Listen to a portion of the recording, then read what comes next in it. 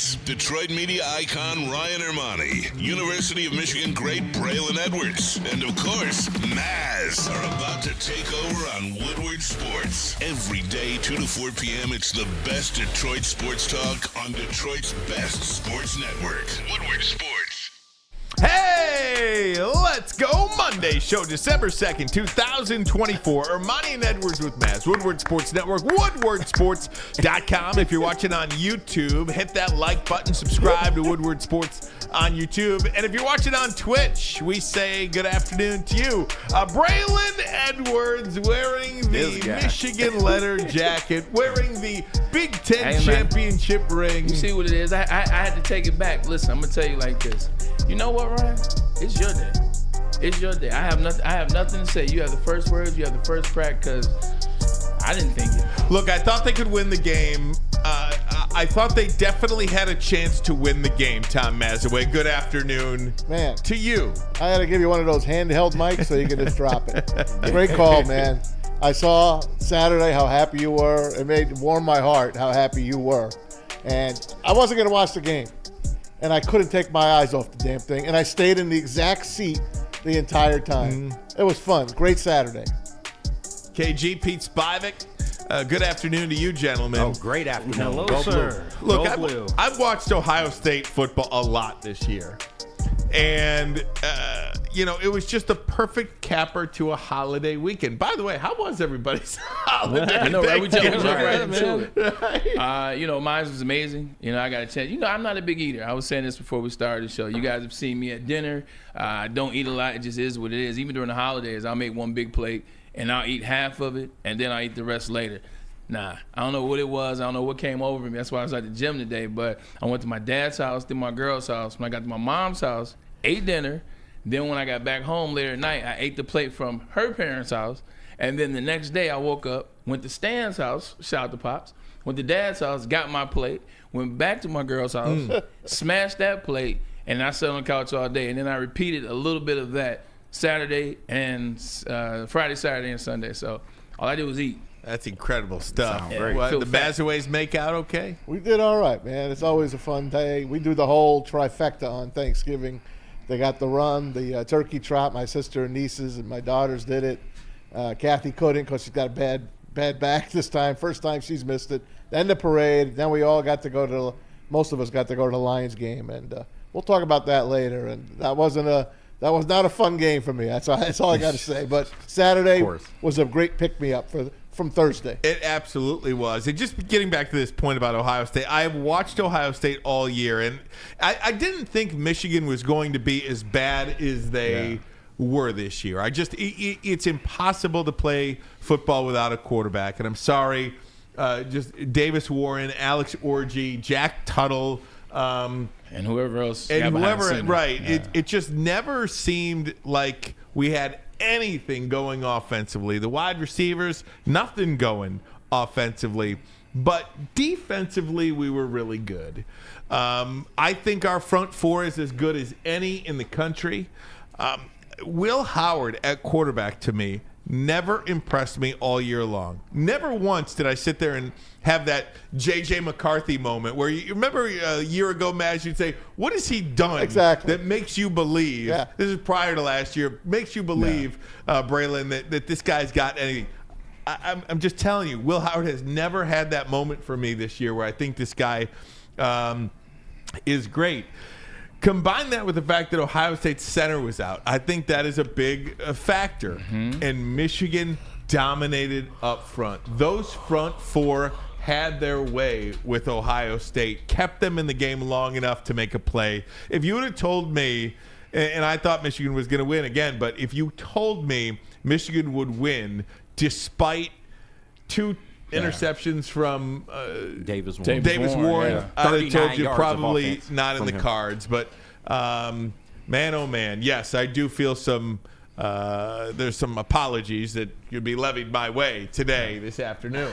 Here's what I have to say about it. Last week when we started talking, last time we did the show, it was a week ago today. When you said Ohio State was going to lose to Michigan, I said, nah, I don't see it. I said, look, Michigan will cover the spread. Was where I was at. Where the spread was 20, I said Michigan would cover. I didn't think they would win. We didn't do the show Tuesday, Wednesday, Thursday. you start remembering like what Ohio State is and what Ohio State has been over the past. So still, I did not think Michigan was going to win. Let me start by saying that for y'all say cap. I didn't think Michigan would win. But then Thursday comes and you're like, Ohio State is missing their center, missing their defensive tackle, and also they're not a physical team anyway. They haven't been a physical team under Ryan Day. Then you start to look at what you said, Will Howard. There's a reason why Kansas State was happy. Well, not happy, but let him go. Like Will Howard, not once this season did you say this guy is going to win the Heisman. Because he has the stats, he has the numbers, but you never looked at him as a member of the Heisman. The fact that he had those numbers at Ohio State, it lets you know that you didn't trust him. And then there's the biggest factor. The head coach at Ohio State has something in his mental that he cannot beat Michigan. It's not Jim Harbaugh he can't beat. He can't beat Michigan. He puts too much on himself. So now you start to build that up. All right, yeah, maybe they got an outside chance, but a lot will have to happen. You watch the game. Ohio State, they're in the red zone. Throw an interception. Ohio State, they're inside the red zone. Miss a field goal. Now you're starting to say, shoot, they keep running the ball at the big fella. Ohio State keeps running the ball at the big fella. Ohio State misses another field goal. Ohio State, another interception inside the red zone. What the hell is going on here? Then you realize, Matt said something on the phone. These kids never beat Michigan. They don't know what it means to beat Michigan. They don't know how to just play the game. There's no way you can tell me that Ryan Day watches that 2-minute drill at the end of the half, never goes back to it. Mm-hmm. You spreaded Michigan out. You got the balls in the hands of your receivers, your playmakers, and you went down the field, you scored a touchdown. You never go back to that. There's a mental disconnect with Ryan Day playing against University of Michigan. Mm-hmm. You saw my tweet. I said, are you kidding me, Ohio State? Michigan sure is taking. They were pressing. Yeah. That's a team that literally saw ghosts on Saturday. They did. And then, Bray, when I said they're playing like they can't beat Michigan, Ryan Day is pressing. And I just credited you for they saying choked that at the time, too. And then you jumped on it and you said they stink on top of that. They're not what you think they are. Yeah. Now, I thought they were a lot better than that. And I still think they're better than that. Now, when they get in the playoff, I'm still going to bet on them to win a couple of games. Okay. But Michigan had their number on Saturday. They played the perfect game. Everything went their way. And I don't even know what to say. I so enjoyed that game. I really loved that game. Man, it's funny you say that. I actually enjoyed that win more than I only beat Ohio State once. And you can make excuses for what happened. Look, we lost. I only beat them once. I enjoyed that this past Saturday more than I did in 2003. When we stopped them when they were the number 2 seed from going to the national championship. Side note, Matt, to what you said. This is why I don't like 12 teams in the playoff. Yeah. Neil Rule said something. I got to give Neil Rule credit. I had thought it before, but he said it, so I'll give him the credit. Shout out to Big D Energy. There has to be some punishment. There has to be some consequence. You cannot lose 2 games. And one of those games is to a team that's unranked. I don't care that it's a rivalry. I don't care that it's your rival. You cannot lose to a team with 6 wins. A 20-point favorite. A 20-point favorite. And now, Ohio State, what consequences is there? Because they still have maybe the 4th or 5th best chance of winning it all. Yep. It's got to be some consequence. And I'm not hating because it's Ohio State. Shoot, this last year I can care less about this year. We beat Ohio State twice. We beat Alabama. We beat Michigan State twice. Beat USC, won that championship. Beat Washington. I can care less about this year. But there has to be some consequence. You cannot lose to a team that's unranked for your second loss and then still have the 2nd to 4th best odds to win it all. Well said. Something has to change. You know, as this game was going on, too, and I don't necessarily disagree with you at all. Yeah. Look, college football had a really good regular season, I think, because of all the different matchups that teams played. You know, and I know it's like Big Ten. They're in the Big Ten now, but I mean, Ohio State, Oregon was a classic. You know, you had Texas and Alabama. You know what I mean? These games are being played, and it's awesome. It almost feels like Michigan State versus Kansas in the Maui Classic or something like that. Like it does feel like college football is trending in the direction of college basketball that only March matters. Which I kind of like, to be honest with you. Well, I do like it because I don't want to see Alabama win every year. Right. I just don't. I don't think you'll ever see that again. Michigan plays at Oklahoma next year. Mm-hmm. If you didn't have a 14 play, or if you didn't have a 12-team playoff, I'm not sure that game stands. You might look for a way out of that game, and you'll go back to playing 4 non-conference games that don't matter. I get that. As this game was going on Saturday, though, I thought to myself, where was this all year long? I know. You know what I mean? Like, there was a part of me that says, back-to-back weeks. Yeah, where was this all week long? And just speaking of back-to-back weeks, this Indiana game, okay? Like, a lot of people, once Ohio State thrashed Indiana, they were going to come in and just pound Michigan. I don't know how many people saw the final score in that Ohio State-Indiana game. Special teams. And how many people like watched that though. game. It was not that game. It wasn't. There was 2 special teams play and a touchdown scored out of the victory formation. That's why that game was so got out of hand on the scoreboard. Caleb Downs had that punt return. Side note, Caleb Downs played for Alabama in the Rose Bowl, so he's lost to Michigan twice this year. Damn. And Michigan held their own on the road at Indiana, and a couple of bounces of the ball, and you're looking at an 8-win season. Can I apologize? Apologize To Sharon Moore. I'm going to apologize to Coach Sharon Moore. Hey. All right, I'm sorry. You got your team ready. You won your last 2 games. Going to a bowl game. Congrats. Is it fair to say that if Michigan had a better offense that we would be a 9-10 win team this year? Oh, there's no question. They should have won the Washington game. Yeah. I wouldn't even say better offense. If Yeah. Michigan had what? A quarterback. Yeah. I wouldn't even say better offense. Like, if Michigan had a quarterback and 1 offensive lineman, I think Michigan Dude, is I don't better. even know if you need that. You needed let me throw a caveat to what you said about a quarterback.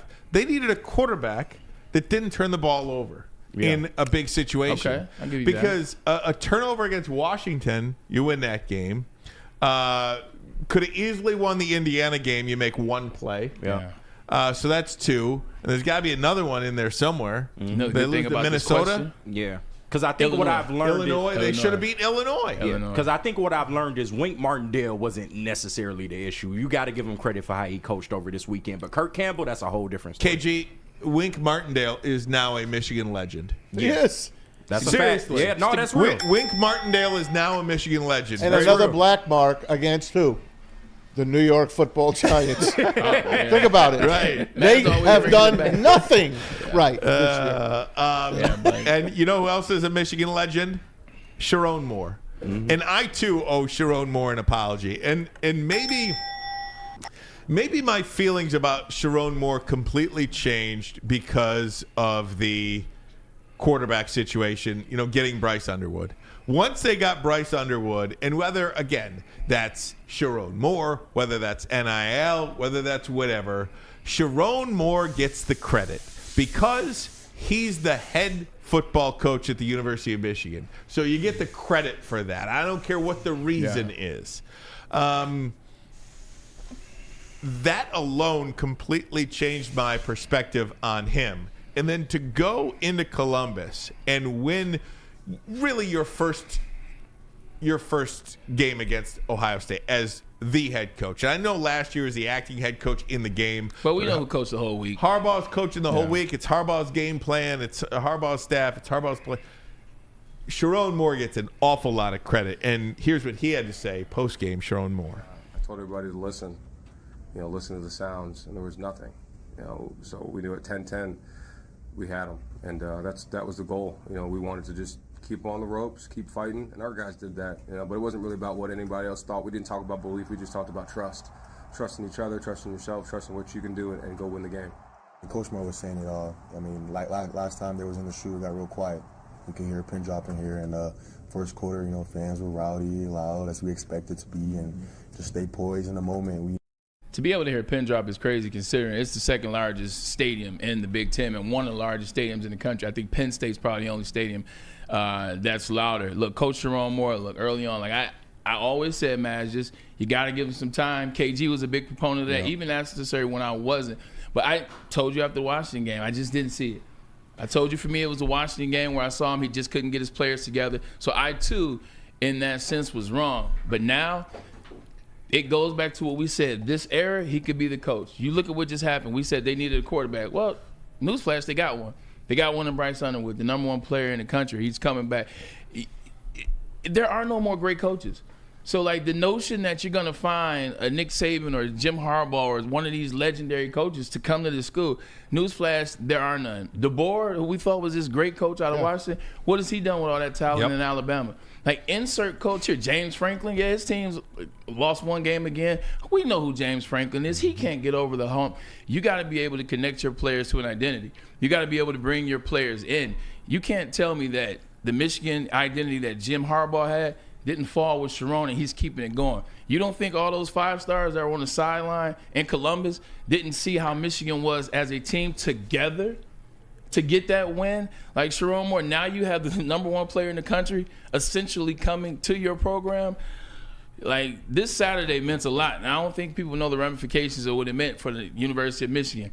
University of Michigan will win another national championship inside 2 years. Put money on that. They're flipping players left and right, too. We'll talk about that. Yeah, Jordan Young, go for it. Jordan Young, four-star defensive back Jordan Young flips his commitment from Clemson to the University of Michigan. So another 4-star. This is just an attraction now that the University of Michigan will continue to dominate. It's great, but I want to tip my hat off to Davis Warren. I do. He beat Ohio State. How many big-name quarterbacks in Michigan history, and we can rattle them off, had a hard time to beat Ohio State? Look, that play they called on 1st and goal from the inside the 5-yard line, it was a great call. The kid missed the pass. It was intercepted by Sawyer. And you thought the game was over then. Yep. But no, 3 and out. They get the ball back, and they take another 6 minutes off the clock. They played the perfect game. So we can say what we want about Kirk Campbell or whatever. He called a great game in that game. And Davis Warren is 1-0 against Ohio State. From a guy that walked on to the field. Walk on. Horrible year. Horrible. Yeah. He beat Ohio State. Yeah, see now, Maz, we were having a great day. I swear. I was agreeing with everything you said. You came up here, you spitting knowledge, you spitting facts. I'm like, yep, go ahead, tell him, Maz. Go I'm ahead. spitting it. Wait, what? He called a great game? Yeah. He called a great series. And in that series, Davis Warren had a great play. The run, like he had a great run. That was a great, so. Couple of third down plays that he made. That's where. Couple passes that he made, 3rd and long. And he did his job on Saturday. Okay, say that. That's what I was going to mention that because, look, they held on to the ball and they held on to the ball time of possession anyway, kept Ohio State's offense off the field. And and here's where I'll give you, now I tweeted out over the weekend or I posted on X, after that interception, I never want to see Davis Warren take another snap in my life. And it worked out. It worked out for them. The defense bailed the offense out time after time after time after time. But also, there were 2 big 3rd downs in that game in the 4th quarter that Davis Warren connected on. Yes. There was one to Klein and one to O'Leary. So is that Campbell or is that Davis Warren? Both. I'll give them. Everybody gets credit. Everybody gets credit for this one because look, this much I feel confident in. That Davis Warren will never take another snap as quarterback at Michigan, so you feel good about that. And Kirk Campbell will not be the offensive coordinator next year. Yeah. I feel good about that. I just so if this is the last time that we will see those 2 guys, they will live in college football Michigan infamy for a long time. And you're right. When people ask what your record is against Ohio State, Davis Warren can now say 1-0. You know what? You're absolutely right. What the hell am I talking about? Yeah. They went down there, they got a W, they beat a team they weren't supposed to take. Let me take a step back. You're absolutely correct. Yep. There it is. Marlon Klein, Peyton O'Leary. I mean, absolutely correct. Just coming up with big catch after big catch in big spots. And I think one of the things that I'm excited about the most, and we'll talk about the fight too coming up in just a little bit. Expected to be joined by Jason Avant. How about that? Hey, Also, the man of the Michigan hour. legend 100%. coming up momentarily. Can't wait to talk to my guy. But where does this football program go from here? And I think that is very exciting. And I think it's obviously so exciting because the Bryce Underwood situation. Now all these guys are flipping. But, Braylon, you mentioned, and again, Sharon Moore deserves so much credit for this too, because it does feel like it's cool to go to Michigan. And I think there's something to be said for that. It's a cool thing to go play for Sharon Moore at Michigan. Look, there is no, hey, I'm going to play for Saban at Alabama. There is no, hey, I'm going to play for Urban Meyer at Ohio State. Hey, I'm going to play for Mac Brown at Texas. You know, Yeah. that doesn't exist anymore. So you need some type of new hotness, something that the kids can relate to today, something that the kids want to see, something like, no offense, and I don't mean to like shoot a stray here. I don't want Michigan State to catch a stray here, but at this point, do you think it's way cooler to go to Michigan and play for Sharon Moore, or go to Michigan State and play for Jonathan Smith? That definitely was You an know what I unnecessary mean? stray. I mean, I'm not, I love I'm not it, though. trying to catch a stray, but Yeah. it does feel like this is a teeter-totter that doesn't exactly feel balanced anymore. I mean, Michigan's all the way at the top. I mean, if the uniforms Michigan and the has- stadium don't sell you, and the history don't sell you, I don't know what I the don't hell. think kids care about that They anymore, to be don't. honest It's with the you. pocketbook. This is what it is. I wrote it down. I was I think they waiting to care jump about the in. uniform, though. This is what. It's funny, Matt said that they care about money 1st. Mm-hmm. Coaches, your coaches, you got to see what coaches you're gonna play. You're not just going to get some bag and play for some coach that doesn't know what the hell he's doing. Yep. And then fun. And inside of fun, what are your colors? What does your uniform look like? What does it look like? Who do you have What's on the your locker sideline? room? What's the energy? What's the locker room? All that's under fun. Michigan has it all. They now have the NIL. You see the deal to Bryce, which they overpaid with LSU by a long shot. The fun. You can't tell me the turnover buffs, the core, the identity that is Michigan right now. Like you said, old school swag. It's cool to go to Michigan. So you'll get a lot of players just off that. Like Michigan is the it place. There are a lot of schools like that. Like to go play at LSU, Yeah. to go play at Bama, Alabama, Texas. yeah, USC. I mean, there's a lot of great schools to go play at. Michigan's top 5. They are. Easy. They're top 5. Easy, and I think part of that too is because you need to continue to be relevant in some. You need. I keep using this word "cool," and forgive me, I just can't think of something. It's been a long day, and I just can't think of anything else to say other than you need some big moment to be cool again. Like Alabama, I'm thinking about Alabama. Okay. Yeah. The name is cool. The Like, name is at cool. this point, the name is cool. But like Alabama, Tuscaloosa. Brian Denny Stadium, that don't do it for well, me. I'm just saying, like Alabama doesn't really do it. You know what might be cool again? Notre Dame. Yeah. You talk about all this college football play. Notre Dame might be a cool. That is a really good football team. I watched them again over the week. That football team could win the national championship. That running back is nice. You see, he jumped over that guy. Absolutely. The second time he's done that. The other thing that Michigan does is, Oregon's great. when you're 16, 17, 18, you start understanding like what you want. Like you start to understand what it looks like. One of the biggest things too is like a team that's together. Like when you're watching as a 17-year-old recruit and you're watching Michigan, like you see a team that's together. There are a lot of great programs. Ohio State's a great program. They're not together. Those guys don't play. The guys don't play together. They play like 5-star individual money-making guys that are only using this to get to the next level. Oklahoma, they play the same way. Like it's literally maybe Georgia, maybe Texas, and maybe Michigan.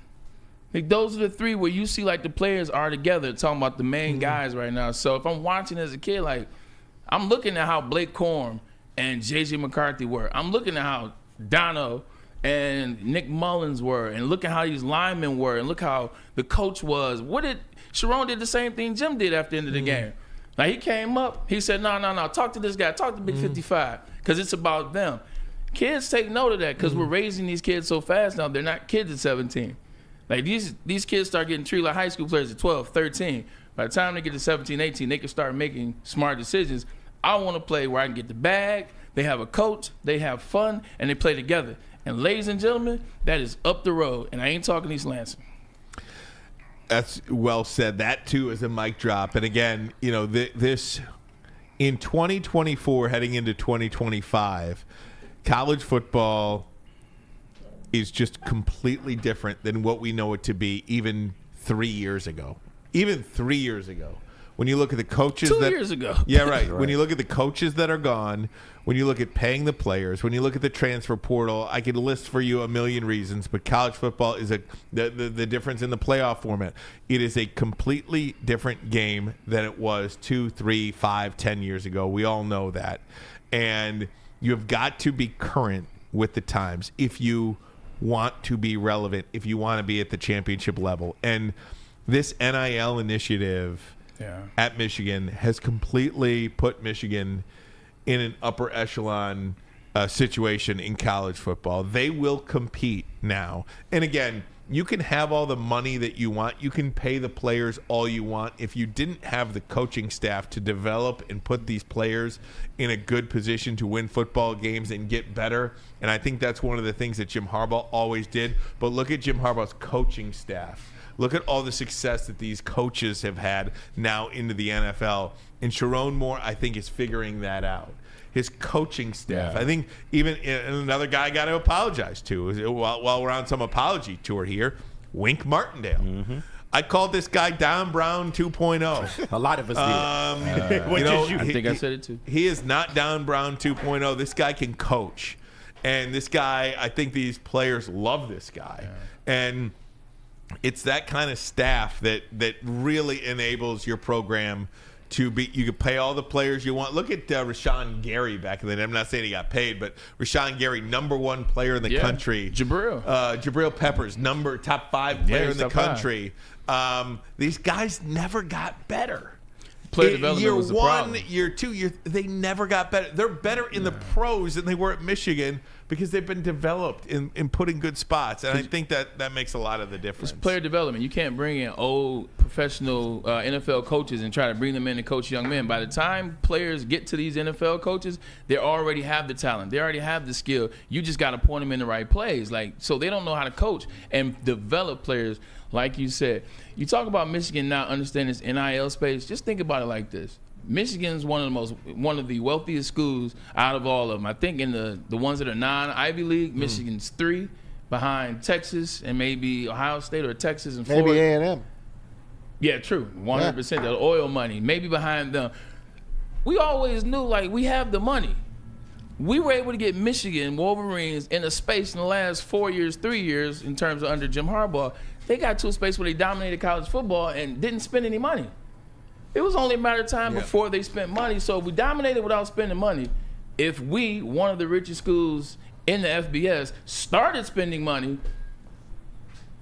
I think 1 + 1 is 2. No doubt. Yeah. All right, guys, we're going to take a break. When we come back, expect you to be joined by Jason Avant sometime this hour. Also, the flag planting, that seemed to be a big topic of conversation today. What did you make of that? All that and so much more. But first, a message from Planet Fitness. Where your fitness is essential, and it's where the Wolverines work out. Well, at least this Wolverine.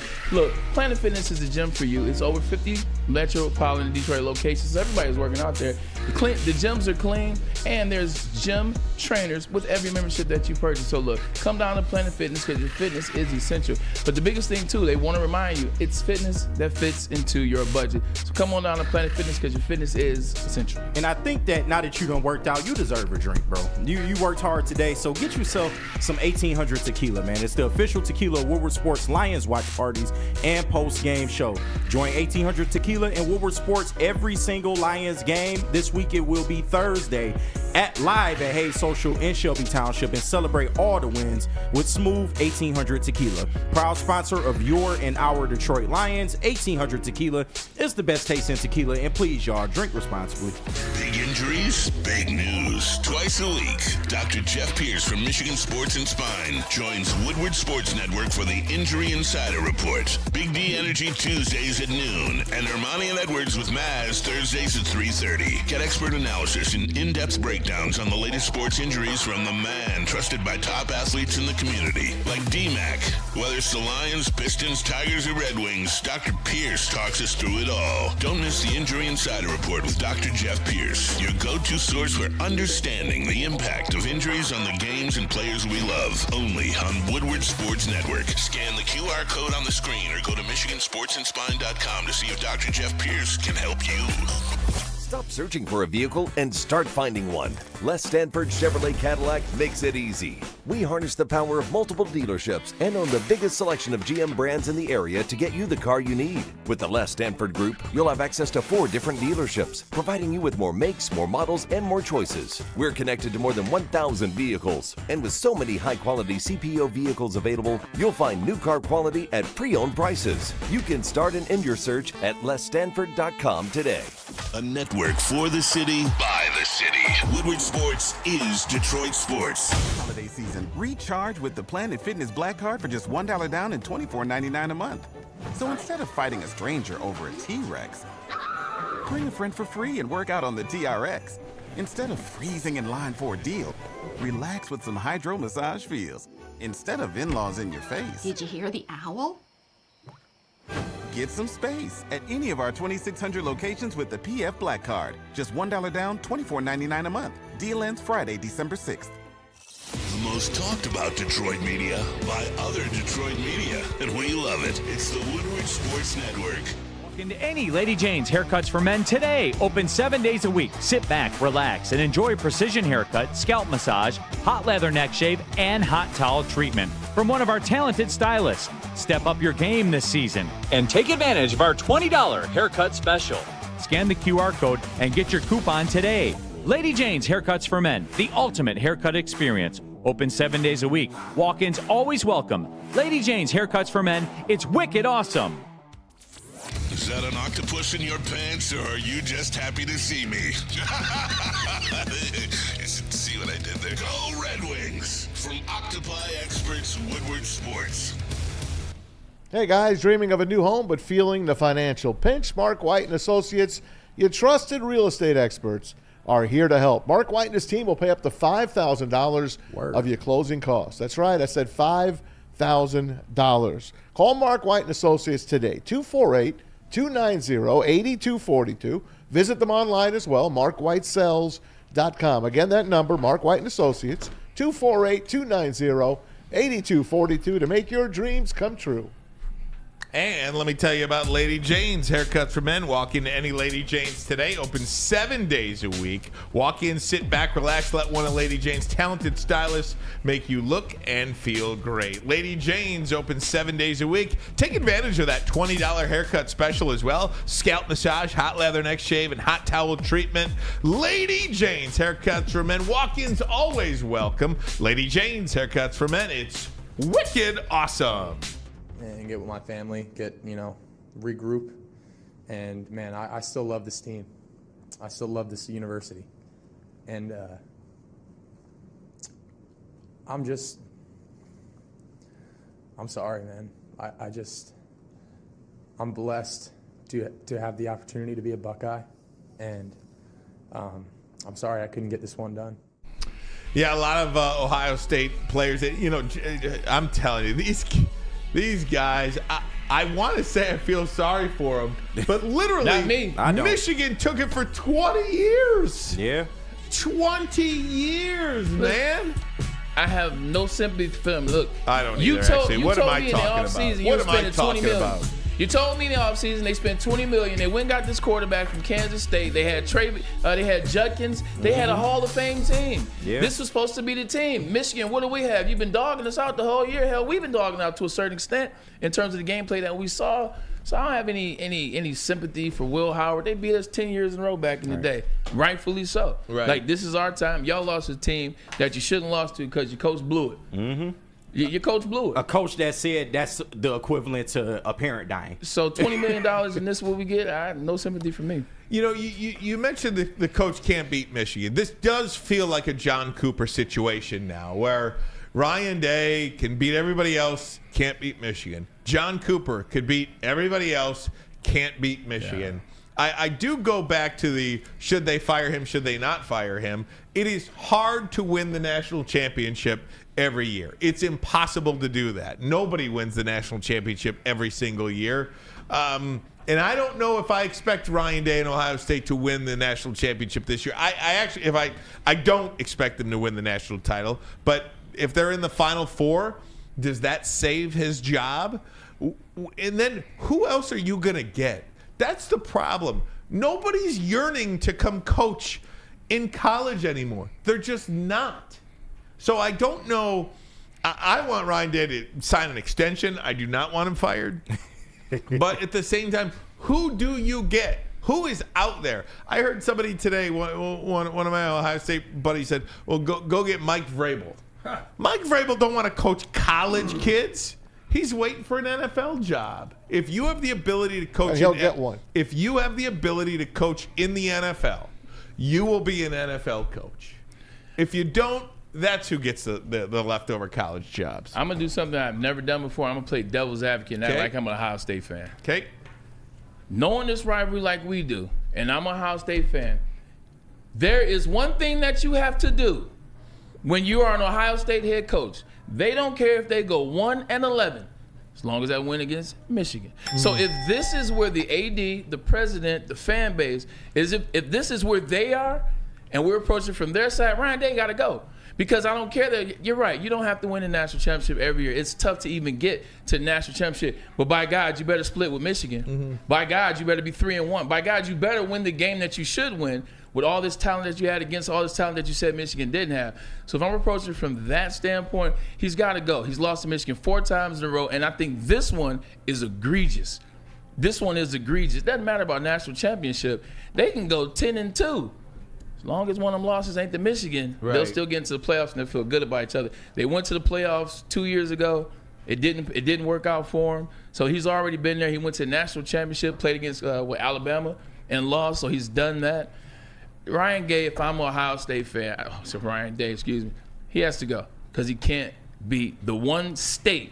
Their whole theme song is F the whole state of Michigan. Right. Mm-hmm. Like Ohio, we are on their mind 365 days. So from that standpoint, nah. This ain't a Jim Harbaugh at Michigan situation where Michigan, we're a little laid back. You know, we'll wait till you get it right because you are beating other teams. You are ranked. You know, you're winning 10 games, double-digit games. Ohio State's not Michigan. Thought process is much different down there. They have Brian Hartline on staff still. He's the wide receiver guy. He's the guy that goes out and recruits these kids. But I read something like this, like a $37 million buyout if you want to get rid of Ryan Day. No one's doing that. They're going to spend that on players. Ohio State will. They're not going to fire him. He's not going anywhere. Who's spending the money? The boosters. So the boosters are like, what are we paying for? Yeah. If I'm a booster and I'm paying $2-3 million a year, I'm helping you guys out, and this is the result that I'm getting, right? Why am I giving you guys more money and he's still the coach? Well, from one Michigan legend to another. Okay, if he wasn't a Michigan legend already, nah, he was. Now he is again. Reborn. Let's go to former Michigan Wolverine great, current Michigan Wolverine radio sideline analyst, the great Jason Avant. How are you, sir? Hey, Jay. I'm doing well. And yourself? How you guys doing? It's good, Jay. Good to have you, man. What's up, my guy? I see you breaking up fights, man. Crew style. Well, you know, if it was crew style, somebody would have got punched. Good thing we've grown up, man. You know what I'm saying? We come a long way. It's good to see you, brother. Thank you for coming on the show as well. Hey, Jason, let me just pick it up from here. You see, you're on the field. You see all this happening, and your instinct was to do what? Well, my first job is to find a player to interview, right? So I'm actually trying to get my job done, and I realize, okay, this is not the best. I get a call from upstairs. They're like, hey, just go into the locker room. So I'm headed to the locker room. I'm trying to avoid the fray, but then I see a jerk with a red jersey with a Michigan flag. And so I'm like, I can't allow this to happen. So I go and grab the flag. The only thing I can think of is just don't push anybody and don't swing on anybody because I love my job and I don't want to get it. Smart man. So my goal was just to get the flag back, but I was very, very close to 2 equipment managers getting hit because they ran up on me afterwards. So it was pretty funny. I was laughing because they thought they were pushing me over, but they couldn't. Jason, before we get to the best win in Michigan history, I think, obviously just joking, but it's close. I want to ask you more about that fight. From your perspective, who was in the wrong? How could it have been handled different? Is Ryan Day at fault? Is Ohio State at fault? Should Michigan have gone in the locker room? What did you see kind of from that that field angle? This is a new generation of kids, and I can't judge them by my antiquated viewpoint. So if you look over the last 7-8 years of college football, flag planting has been something that people have done in these types of games. Baker Mayfield. And actually it was done to Michigan twice this year with Oregon and Texas. Michigan didn't take exception to it, and Ohio State have done similar things in the past to us. So when it comes to your turn of getting a flag planted, you take exception to it because you knew in that situation that you were going to win the game and you guys got salty for it. So does the earnest and the responsibility fall more on Ohio State? Yes, because Michigan staff was trying to break up the fight. You see Coach Jerome Moore, you see the coaching staff trying to break people up. You just saw Ryan Day standing there and observing like he does 100%. Most of the time while Michigan's kicking butt. Hey, Jason, let me ask you, too, just about that. I think you're right. You talk about Texas and Oregon doing it to Michigan. It happened 6 times this weekend alone. Florida at Florida State, South Carolina at Clemson, Michigan at Ohio State, UNC and North Carolina State. NC State at North Carolina. I mean, it's happening. Now, there seems to be a fight at every time it happened, too. But do you think college football, do you think the NCAA will make some sort of ruling against doing something like this? It's kind of tough for the NCAA because this type of thing, even though I don't enjoy it because I don't want any of these young men getting hurt because you never know where someone takes it too far or if the fans, get involved and they rush the field. You never know how it goes because this is a passionate rivalry. So sometimes people feel like they're a part of it because they're in the stands as well. So this thing can go really far in the opposite direction. I will say this, if the NCAA wants to correct it, they can make a rule that there's no flags. But the chances are it's probably not because this is bringing ratings too, and there's an organization that's about money. So they're in a catch-22 because all of these things, even though they're not always good for the game, they are good for the game financially. Hey, Jason, I'm not sure if you saw this or not. You are a social media celebrity unlike anybody else right now because of this. Have you gotten many texts or calls about this? I'm looking at Dave Portnoy's tweet, former Michigan alum. Dave Portnoy tweeted the video, and it was far away, so you really couldn't make out who it was initially. It says, "Who the hell is this hero yanking back the Michigan flag from Ohio? Batman?" 4 million views on that. It was you, obviously. Yeah, no, it's so funny because at one point, like I get to, first of all, I get the flag as I'm going up the tunnel. I'm like rubbing it into the Ohio State fans that I got the flag and I start waving it, right? So as our players come just up, as I'm bad like as them waving kids. the flag. Yeah, they're going crazy, right? The players are going crazy. We go in the locker room and I still got the flag and the coaches are, we're celebrating with it. And then my phone starts going off. Boop, boop, boop, boop, boop. Next thing I know, I got thousands of new followers. And then, it was like 500 comments And then I want to say it was like 76, phone calls, text messages, or something like that. It was crazy. It was nuts. I was like, come on now. I was like, I played in the NFL for a long time, and I didn't get this much notoriety. Oh my! I cannot It's believe all it. about the rivalry, baby. Jason, that's exactly where I was going. You had one of the greatest careers as a Michigan wide receiver. You had a long career in the NFL. Yep. You were fantastic as a pro. Has anything gotten you more accolades than grabbing the Michigan flag at Ohio State? Yeah, I'll be known, in the future as the flag man. I don't know. Nah, you'll never be the flag man. Best hands I've ever seen on a wideout. There was another fight that actually took place that day, and that was the game itself. Jason, we know what it was on the field, but just walk me through what you saw, how Michigan was able to win 13-10 over Ohio State team that, if you look at the records, if you look at the stats, if you look at all this, it should have been them, but it wasn't. Well, there's a few things, right, that aided Michigan, and I would say the D-line. And I can understand why people are so frustrated with the D-line, because Kenneth and Mason and also Rayshon Benny destroyed them the entire game, as well as our ends. And Mason kicks your butt and he grins. He's not like one of those rah-rah tough guys. He's like kicking your butt and laughing. So it's naturally frustrating. And but those guys won up front the entire game. I thought Wink Martindale saved his best game for last with his matchup zone play cover 2 at times, which he is not a big stickler for most of the year.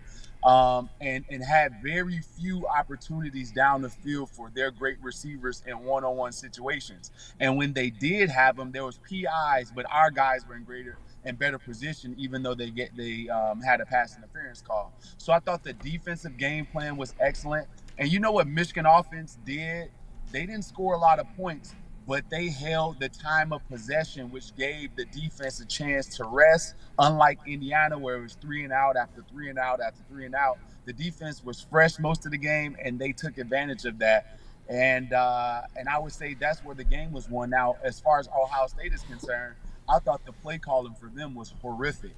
When you have that many receivers with that much talent, they let you know right at the end of halftime that we can go down and score if we open this offense up, and they refused to do it. They wanted to beat Michigan like they were Michigan, like running a football like they were tougher than us. They have never been tougher than us. They are a team that's on the edges, play through receivers, and they didn't do that. They wanted to beat us, and they couldn't. Jason, KG in the sound booth, it's an honor to talk to you, bro. And you a national hero now, man. So I'm glad you getting your recognition. KG's a big Michigan fan too, so he knew the hell you were way before that. Yeah, right. KG's dialed in. I've been here, dialed man. in. But hey, man, I gotta ask you about Sharon Moore, because a lot has been made about Sharon Moore this year, and some of it rightfully so. Of course, how the team has performed over the season. But I thought this was his best coach game so far as a Michigan Wolverine, and I kind of got more confidence about what next year could look like with Bryce Underwood. But what are your takeaways from just how Sharon Moore coached this game and the future outlook going into 2025 with a Bryce Underwood now on the Michigan roster? I think Sharon's our guy, and I think he's proven that. And I'll tell you this, it's just because when you lose 7 out of 22, 7 out of 22 starters, that's a bunch. You lose your head coach, you lose your strength coach, you lose your defensive coordinator, you lose basically your entire team from a national championship team. And I love Coach Jim, I love Coach Harbaugh, but his decision to wait so long kind of handicapped the decision making for the front office, so to speak, for the University of Michigan. And that affected Sharon Moore's ability to recruit a quarterback and recruit skill positions that he needed, and maybe even coaches at that point as well. So to be in every ball game and then not quit. This team had no quit the entire time. I give a lot of credit to these seniors, because when you start losing 4 and 5 and you start losing these tough games, a lot of people pack it up and just quit for the season. Mason Graham played yesterday, and Mason Graham's going to be a top 10 pick. Kenneth Grant's going to be a first rounder. If Colson wouldn't have been hurt, he would have played as well. So these guys believed in the team, and I think they did that because they love Coach Sharon Moore, and I believe that he's our guy for the future. And yesterday was a masterpiece by him. Whoever had $1,000 to put on that game, they would have made a lot of money. And I'm sure, a lot of Michigan fans are thanking Sharon Moore right now. No doubt about it. Hey, Jason, I wanted to ask you about this offense, too, because, I mean, look, there's going to be a lot of upgrades next year. No doubt about it with the new recruits. But, you know, when you look at the skill positions for the Michigan Wolverines, it starts with the offensive line and the run game. But what did you make of the wide receivers this year? Was the lack of production from the wide receiver position purely because they just had to protect the quarterback because they just didn't have that elite talent back there? Yeah, I just think that the wide receiver position was hampered. Do I think that they have room for improvement? Yeah, you have a bunch of young guys, but I think that it's all about opportunities. Just think about how many times we throw the ball down the field or throw it up on a fade route in the red zone or give a receiver a chance at all. It's tough to make plays when there is nothing coming your way. And the expectation for these guys, I think, is unrealistic. But I give them a lot of credit because they block like champions. They do everything that they can to affect the football game, and they made the most of their opportunities for the most part this season. So it's kind of hard to blame them when they didn't have much opportunity to show things. So, we saw Northwestern, the most opportunities they had, and the guys were making plays. So I don't blame the receivers at all. I just think that this was a year where we were handicapped because, the lack of talent in the quarterback room at times. Let's switch it up, man. Let's talk about the NFL a little bit. One of Andy Reid's favorite players was Jason Avant. He started out with the Eagles with me, then went to the Chiefs, obviously the precursor to what they're doing now. Chiefs and Eagles, you take your pick. Which one you want to talk about first? But I want to get what you think and what are their chances, because it's going to be somebody in the Lions. That's all I'm saying. Yeah. You know what? The Lions are playing outstanding right now. So let's start with the Eagles. The Eagles are as a complete football team, and I think that they would give the Lions the most trouble in the NFC for sure, because both of the teams are built just alike. Both of them can run the football. Both of them have outstanding playmakers on the outside, and two defensive coordinators that have been around the game a long time. Aaron Glenn is more aggressive, but I think our defense may be just a touch better. But the Lions offense can put up 35, 36, 42 points a game whenever they feel like, it seems like. So I think that'll be a test. But I think the Eagles is a team that the Lions do not want to come to Lincoln Financial Field to play. So the Lions have to stay winning, because if it turns around and they come to the Link, the Lions are out of the playoffs, Braylon. I'm sorry to tell you. I feel bad. I actually picked the Eagles to beat the Lions in the NFC Championship, so I hear what you're saying. It is interesting though, Jason. But if it's at four, then it'll be the Lions. Yeah.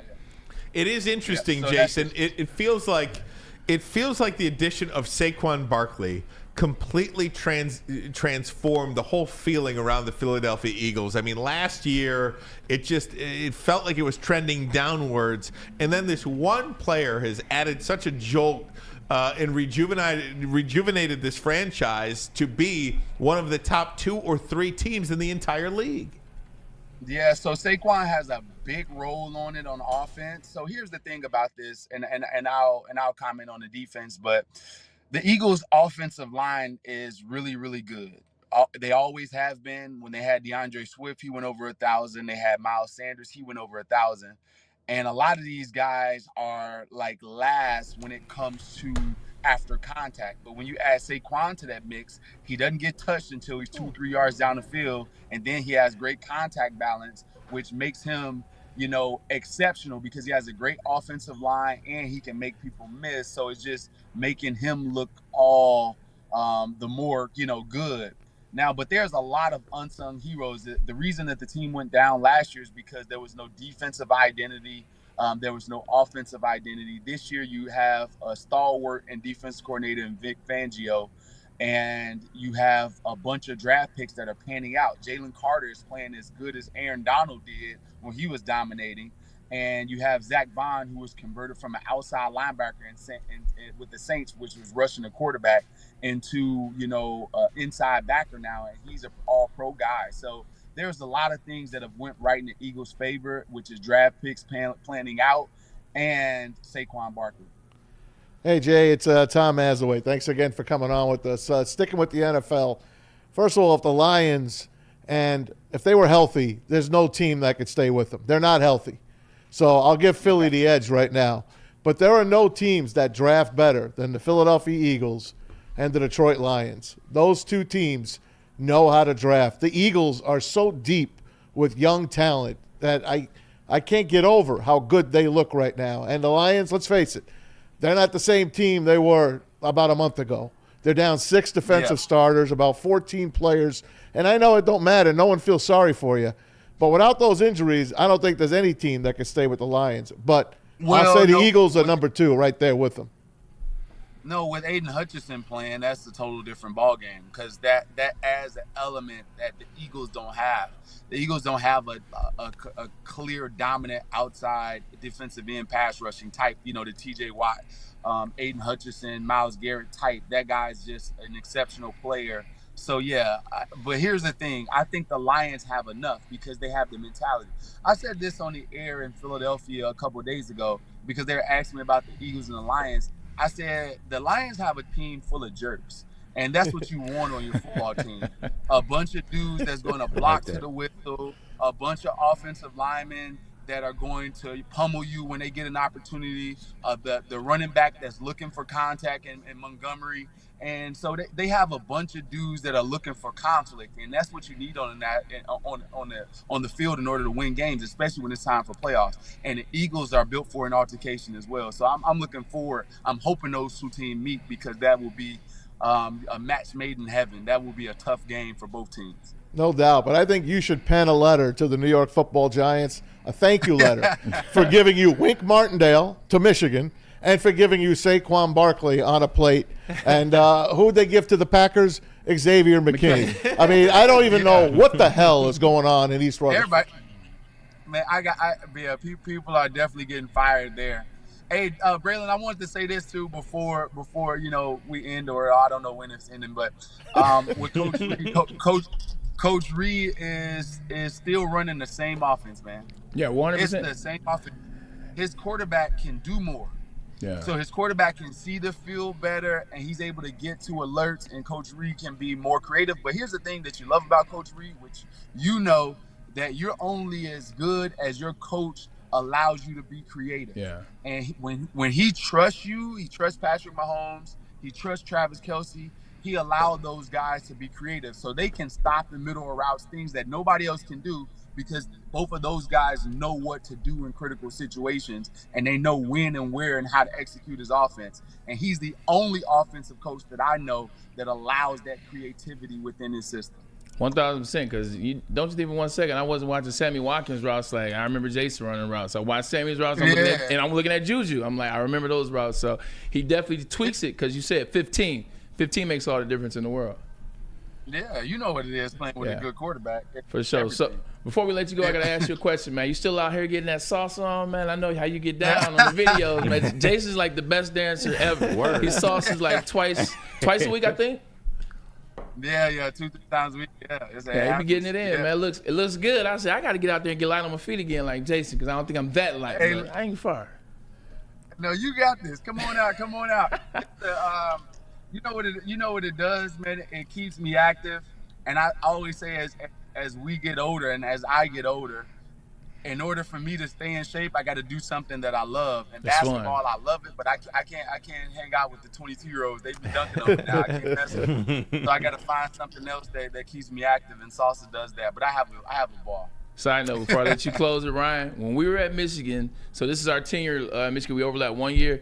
Jason probably was the third, fourth best hooper, including the basketball team. team. I'm not lying. Wow. Like, literally, Jason and Jermaine Gonzalez should have played on the basketball team. That's awesome. 100%. Yeah, we used to have a good time. We just threw it up to Braylon because he can jump out the gym and he dunk on everybody. Couldn't dribble, though. So awesome. Couldn't dribble, though. One of the great Michigan Wolverines of all time, Jason Avant. Love you, boy. Now as flagman to his title. Absolutely. Thanks, Jason. Flagman. Yeah. Thanks, Jason. Appreciate it. Oh, that's great, man. That's the man. I love being in a space too where I can, bring former teammates on, whether it was NFL, high school, college, because you start to remember moments, man. I had so many with Jason. We 3 years together up in Michigan. I actually remember his recruiting trip. Like, I remember his recruiting trip. We went to a party on North Campus, but, neither here nor there. One of the things, too, about Jason Avant, I mean, that dude had a solid NFL career. Yeah. Like, solid. Played with it. I mean, like... Is an understatement. It's an understatement, Yeah, right. 100%. I mean, 8 years with the Eagles alone, then a couple mixed in a Carolina Panthers a couple of games there, but then finished with the Chiefs. Yeah. That's a 10, 11-year career. Yeah. When you're good at your job, like Jason was good at his job, on third down, you're not throwing the ball to anybody else. Even at Michigan, when I was there, third down, we knew where the ball was going. It was going to number 8. He was the same player in the NFL. Ball's going to 81 on third down because he's going to extend that play. Look, they had Jeremy Maclin. They had Deshaun Jackson. They weren't throwing to none of them on third down. They're going to throw it to him. And Andy Reid, he's one of those guys in the locker room. And he's just a great teammate. And I think that's what his NFL career was, too. Find me somebody that say something about Jason Avant, I tell you it was you. How many guys in the NFL today, how many wide receivers in the NFL today have played 10 or more years right now on current rosters? Don't know. I'd have to look it up. Maybe but like, not a hell of a lot. A handful, maybe? Yeah. Yeah. Less Not than, like he used to be. Mike Evans. Yeah, less than 10, I'd say. I mean, I didn't do the research on it. I'm just thinking to myself, Just like, throwing it out there. 10-year wide receivers. Right. Because Devontae's at like 9. So I don't even think he's at 10 yet.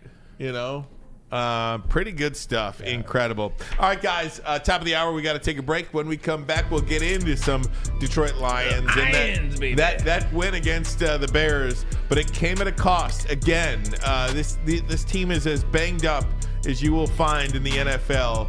How much impact will that have on this team moving forward? And get you the latest Thursday Night Football against the Packers. But first, a message from KDK Law, dealing with divorce, child custody, other family law issues. KDK will have your back. Kevin and Catherine at KDK Law in Birmingham, they've got you covered. 10-plus years of experience, 24/7 availability. Scan the QR code on your screen right now or call 248-971-0476. Say Woodward Sports sent you, and KDK will pay your filing fee. KDK Law, they've got your back. So does Dr. Jeff Pierce, Michigan Sports and Spine. Check him out, MichiganSportsandSpine.com. Trust the man that DMAC and Braylon trust. We all trust him. Check him out right now, 248-426-9944. Dr. Jeff Pierce will keep you in the game. Don't forget, he joins Big D Energy every Tuesday. He's with us every Thursday. MichiganSportsandSpine.com. Can't get enough Lions coverage? Make sure you catch all Woodward sports shows every game day. Wake up with Woodward and Maine, giving you the latest insight into the Lions locker room and press conferences. Then join the Lions pregame show, highlighting key matchups, injuries, and what to watch for during the game. Follow all the ups and downs of the live game action with our Woodward Watch Party live on YouTube and WoodwardSports.com. After the game, check out the instant fan and host reactions with the Lions postgame show. Every game, it's wall-to-wall, kneecap-biting, high-fiving, chest-pumping Lions coverage. Hell yeah! Only at Detroit's #1 sports network, Woodward Sports. Woodward Sports, let's go! Stop searching for a vehicle and start finding one. Les Stanford Chevrolet Cadillac makes it easy. We harness the power of multiple dealerships and own the biggest selection of GM brands in the area to get you the car you need. With the Les Stanford Group, you'll have access to 4 different dealerships, providing you with more makes, more models, and more choices. We're connected to more than 1,000 vehicles, and with so many high-quality CPO vehicles available, you'll find new car quality at pre-owned prices. You can start and end your search at lesstanford.com today. A network for the city, by the city. Woodward Sports is Detroit Sports. Holiday season, recharge with the Planet Fitness Black Card for just $1 down and $24.99 a month. So instead of fighting a stranger over a T-Rex, bring a friend for free and work out on the TRX. Instead of freezing in line for a deal, relax with some hydro massage feels. Instead of in-laws in your face. Did you hear the owl? Get some space at any of our 2,600 locations with the PF Black Card. Just $1 down, $24.99 a month. Deal ends Friday, December 6th. The most talked about Detroit media by other Detroit media, and we love it. It's the Woodward Sports Network.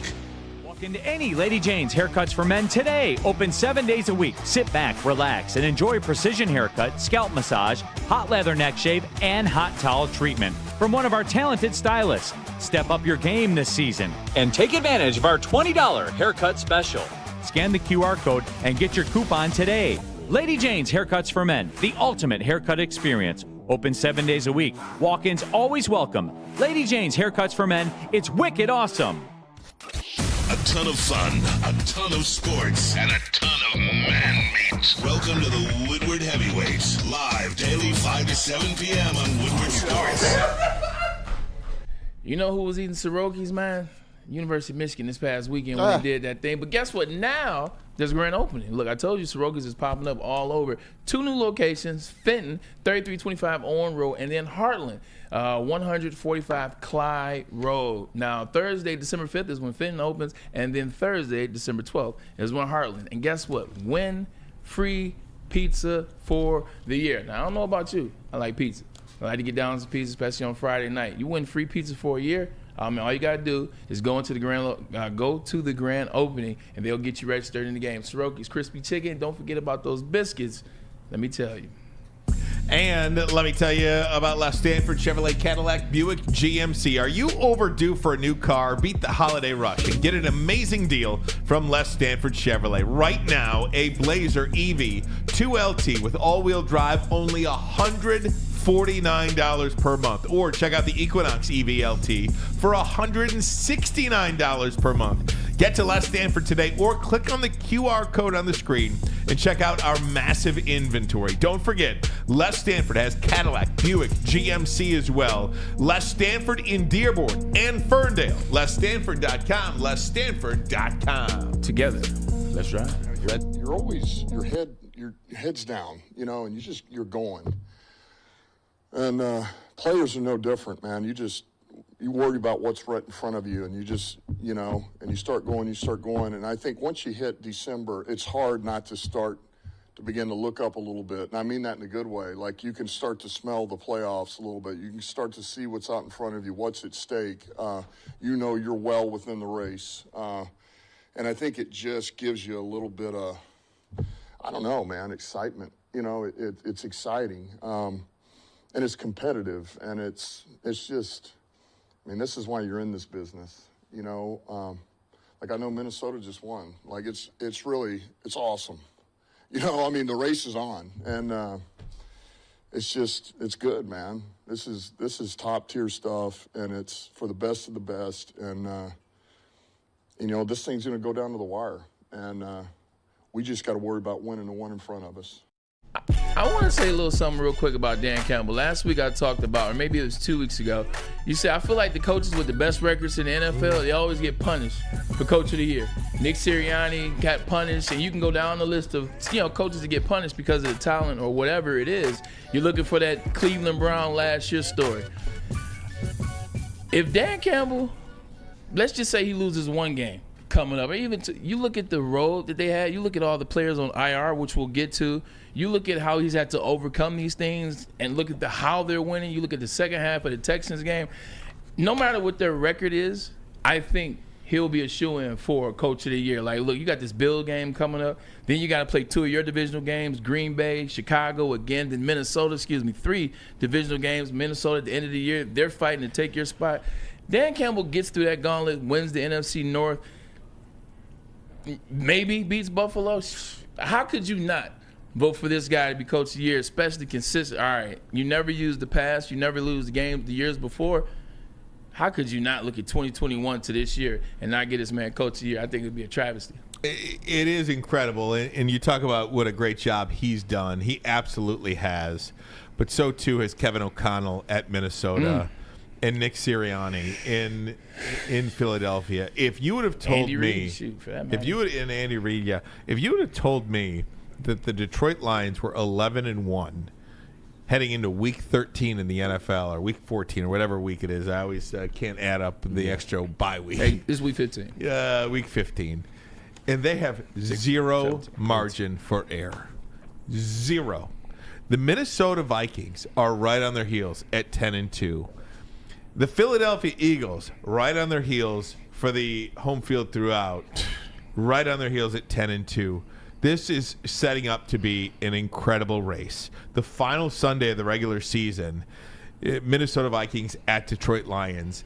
That could be the difference between a first-round bye, home field throughout, and having to go on the road to Tampa or wherever to play a wild card playoff game. That is the discrepancy. You could have Detroit, Minnesota, Week 18, winner, top seed, bye, home field. The loser could be on the road for the wild card game. What? No margin for error. Listen to this, guys. May I? Please. I don't think there's a bigger Lion fan than me. I really don't. I don't know. I live and die with this team. Regardless, I love them. I don't care what number I come in at the top million. Aiden Hutchinson, Marcus Davenport, John Kaminsky, Kyle Pecco, Alex Anzalone, Derek Barnes, Jalen Reeves-Maben, Ife Melifonwu. You can stop now. Mekhi Wingo, Josh Pascal, Levi Onwuzurike, Malcolm Rodriguez, Carlton Davis. Carlton Davis isn't on the IR. The rest of those are. 3/4 of those guys are done for the year. I've never seen a team take such a beating as this team.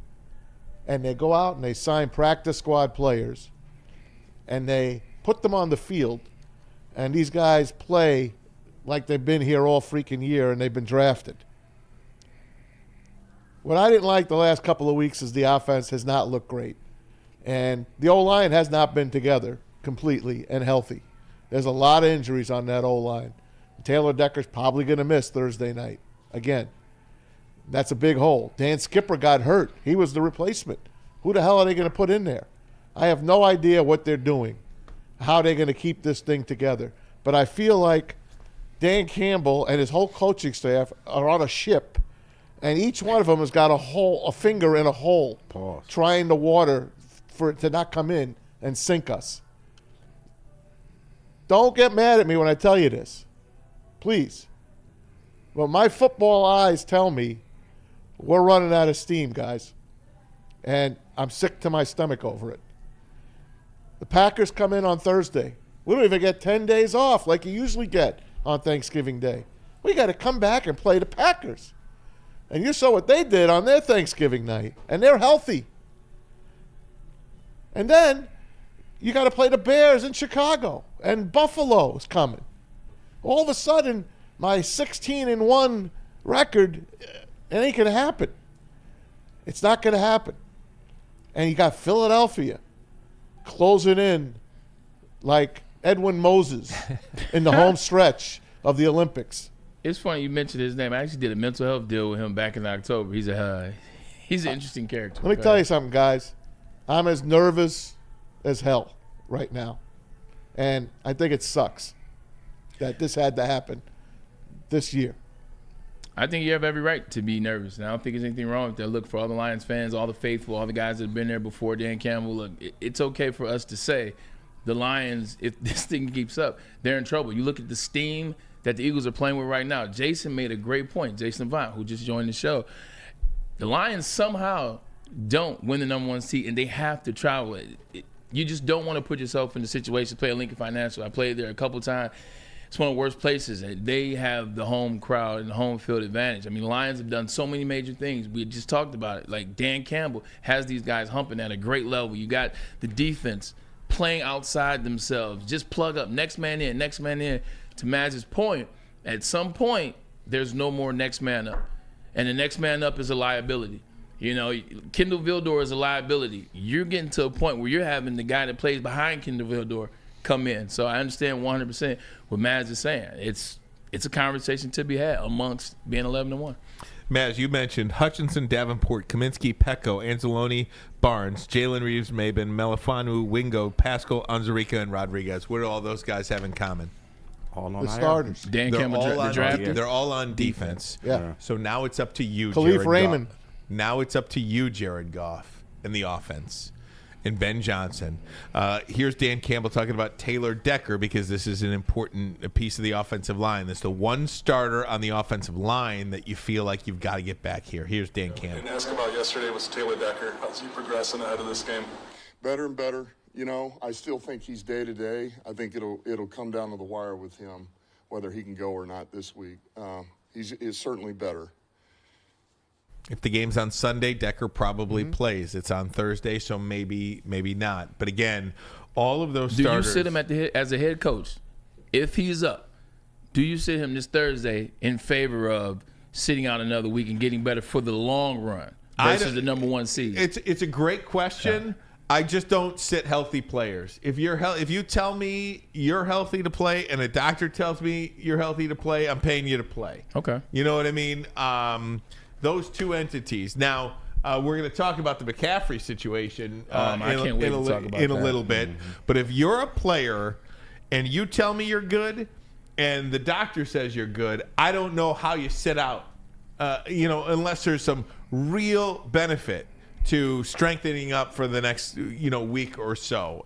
But I just don't have that medical background to weigh in with any degree of authority on that. But again, all these injuries come from the defensive side of the ball, and they're still playing pretty darn good. Now, Aaron Glenn dialed up a pretty darn good defense. They gave up 3 touchdown passes in the first. They were on the ropes on Thursday. They were on the ropes. Okay. That's a loss.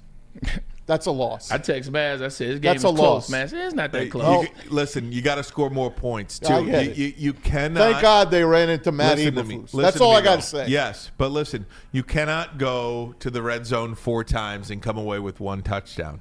That's just not. That's what I'm saying. They're not the same team. I understand, but why You're going to tell me offensively? the Bears are that good on defense? No, but you had missed opportunities. Gibbs with the fumble, the missed field goal. They had chances to put more points up. They just didn't. That's all. This is true. Jay Bates missed his first field goal. Jameer Gibbs fumbled at the 7-yard line. Yeah, like the 7-yard line. Yeah. That's more points right there. I think the offensive line being banged up as much as it has a lot to do with it too. That offensive line has been beat up all year long. Even when Taylor Decker was playing, he still was hurt. We talked about what we saw in that Minnesota game and a couple other games. Dan Skipper came in, did a decent job, but even he struggled. Glasgow has struggled. The offensive line has not found any congruency because every time you look up, there's another guy to your left. One of the things that The scares Patriots scored more points against the Colts than we did. One of the things that scares me about the offense a little bit, and again, I wish there was something that I could regurgitate for you. I cannot right now. But I felt like in that game, there were at least 4 different plays from wide open receivers that Jared Goff just didn't see.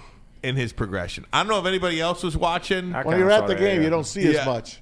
Especially when people stand in front of here you. and beat me up. So it felt like, and again, without the benefit of the all 22, it felt like, and I think Romo even pointed out a couple, Tony Romo, a couple different plays. At least 2, I counted 4, but at least 2 plays where there's a wide open receiver streaking open, and Goff just didn't see him or didn't have the time to throw to him or whatever the case may be. But Goff has to be better too. Sometimes when you have a lot of weapons, I saw this when I was in New York, my second year in 2010. There's LaDainian Tomlinson, there's Sean Green, there's Dustin Keller, there's Santonio Holmes, there's myself, there's Jericho Cotchery. Sometimes plays are designed, in situations, like how they alternate. Dave Montgomery comes in for a series. Here comes Jameer Gibbs for a series. Sometimes they try to slate it for players. All right, this is who we want to get going on this. This is who we want to get going on this series. This is who we want to get going towards the end of this drive. Sometimes you're so focused on making sure the ball is spread around, Ryan. Hey, look, boom, we got a couple catches to Amon. We got a couple catches to Jameson. Sometimes you look at that too much versus who's open. Who's open? Like sometimes you drop back like, all right, bet I know what this play is supposed to be. I know who I'm supposed to get going. Shoot, if I look and Tim Patrick's open, here's Tim. Take that 12 yards. Oh, shoot, here's Jameer out the backfield. Here's 7. What can you do with that? Sometimes you got to take what you see versus let's get this guy going. Let's make sure that everybody is eating equally. I don't care about eating equally. I just care about scoring touchdowns.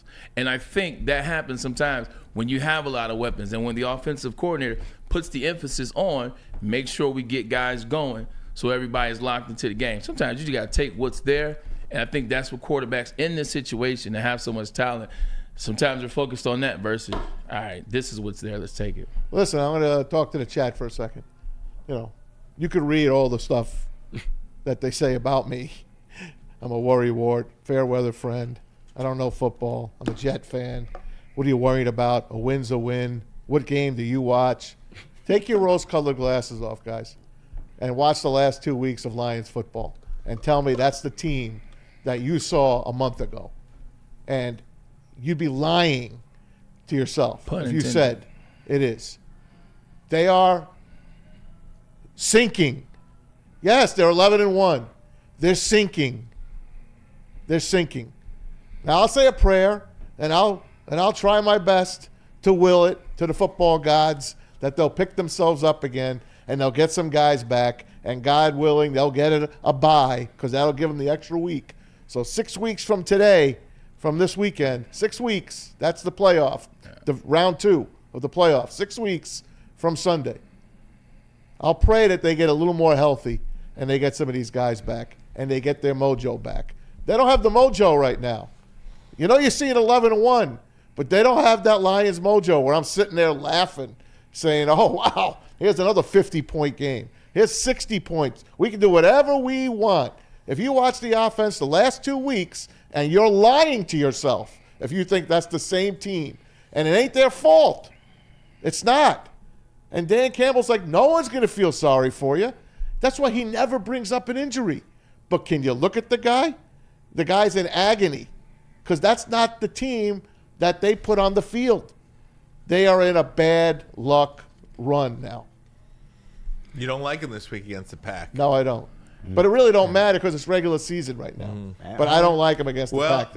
Again, it goes back to... I'm just telling you, they don't have the mojo right now. I understand. I mean, I'm just saying, too, it does matter because your road to your ultimate goal, I think, I don't want to say is incumbent upon a first-round bye and all these things, but when you sit up and it's week 14 in the NFL, and you now are the number 1 seed in the NFC, and that could be the 5th spot. That number 1 seed in week 14 could turn into a 5 seed and 3 road games. I do feel like that's a much bigger deal than just some regular season game on a Thursday night. Yeah, look, and we're just having a conversation. Look, if you want to tell me that the Chicago Bears win was a great win, I have no problem accepting that because it absolutely was. It was off a short week. They came in on Thanksgiving. They hadn't won on Thanksgiving since 2017. They got the win. No matter how it was, they got the win. So it was a great win, and I'm with you on that. But the other side of it is at what cost? It's the injuries that Mads is talking about.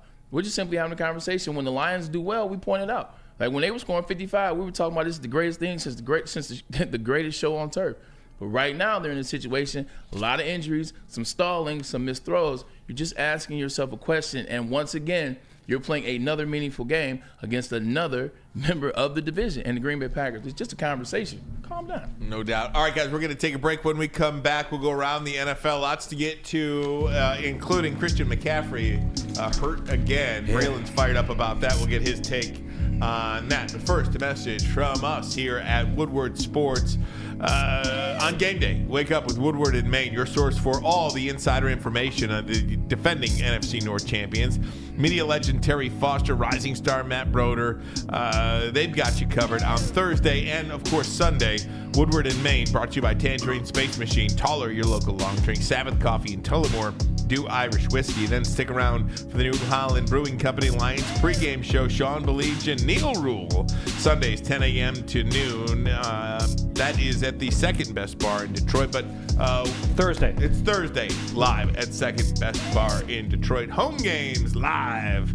Your official guide to the Lions game day, #1 sports network, Tangerine Space Machine, Taller, your local long drink, Sabbath Coffee, Tullamore Do Irish Whiskey, and Les Stanford Chevrolet Cadillac Buick GMC. And you can fuel your Lions fandom with a perfect cup and become a subscriber of Sabbath Coffee Roasters. Whether you're gearing up for a big game or savoring a quiet morning, Sabbath Coffee Roasters has you covered with fresh, locally roasted specialty coffee delivered right to your door. Head to www.sabbathcoffeeroasters.com. Choose your favorite roast, use the code word Woodward, and you'll get 25% off your first subscription order. Awake and unwind, support local, and enjoy game day right with Sabbath Coffee Roasters. We'll be right back, folks.